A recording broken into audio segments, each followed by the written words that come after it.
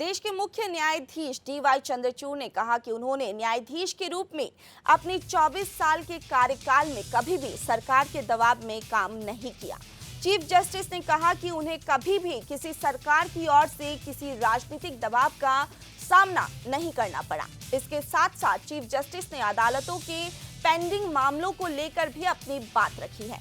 Oxford union society के साथ एक चर्चा में चीफ जस्टिस ने कहा कि अगर आप मुझसे राजनीतिक दबाव, सरकार के दबाव के बारे में पूछे तो मैं आपको बताना चाहता हूं कि 24 साल से मैं न्यायाधीश हूं और मुझे सत्ता पक्ष की ओर से कभी भी राजनीतिक दबाव का सामना नहीं करना पड़ा।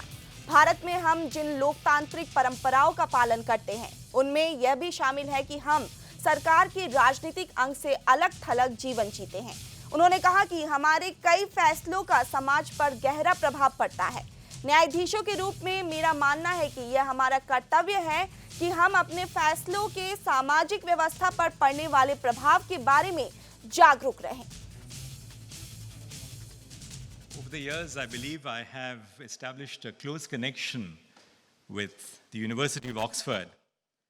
I've been visiting the University of Oxford for the past several years to deliver lectures, participate in conferences and seminars, and I've had thought-provoking conversations with the faculty, particularly the law school.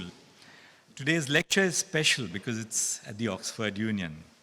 And to be very honest, I'm quite overwhelmed by the nature of the occasion myself. An association which is world-renowned for providing a space for debate and discuss the issues of our contemporary world.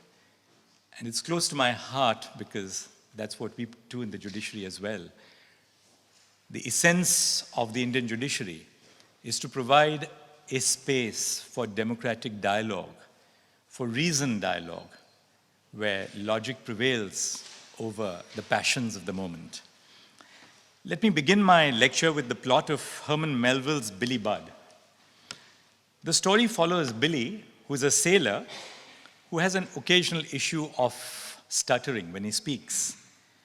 When accused of a mutiny on board and called to justify the accusation, Billy is unable to speak because of his vocal disability. Out of rage for his inability to express himself, he strikes at the accuser, killing him on board. A tribunal is then assembled to decide upon Billy's guilt. Melville describes that the Mutiny Act under which Billy was charged does not provide any exceptions for unintentional and gravely provoked actions because of the risk of mutiny is greater. The judge adopts a formalistic interpretation of the law, convicting Billy. The story of Billy Budd offers two thought-provoking insights and questions. First, is the purpose of the law to provide unjust outcomes? And second, what should be the approach which should be adopted by judges in adjudicating upon real-time cases? This evening, I wish to address the two questions which I have formulated by drawing from my own experiences of adjudication, which spans over 24 years as a judge. Let me begin by identifying the purpose of the law.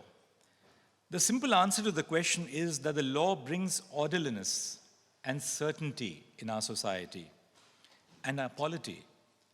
In other words, the law humanizes people.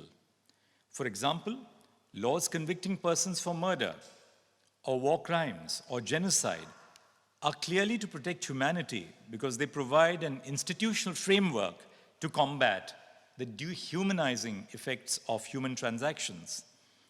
But as you engage with the law, you would also uncover the potential of the law to dehumanize individuals or a category of individuals. I administer the law as a judge of a contemporary Supreme Court in independent India.